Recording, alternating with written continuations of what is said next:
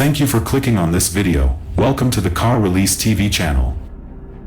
The GV80, Genesis inaugural production crossover, is set to make its debut in early 2024, having evolved from the GV80 Fuel Cell concept showcased at the 2017 New York International Auto Show. Recently, spy photos of an updated version surfaced online. Despite the heavily camouflaged test samples, some details have been revealed.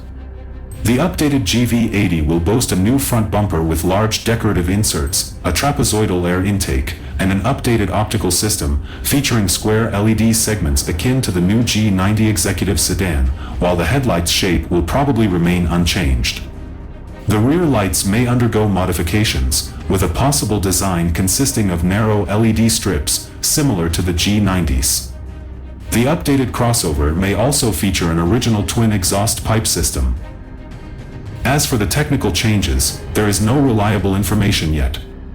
The current model employs a rear-wheel drive platform and a longitudinal engine.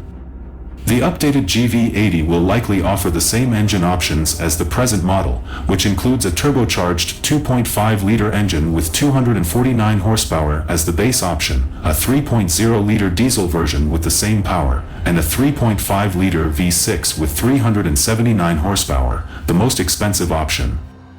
All versions will be equipped with an 8-speed automatic transmission. The restyled GV80 may premiere later this year. In the meantime, the Koreans are working on a coupe version of the GV80. Thank you for watching.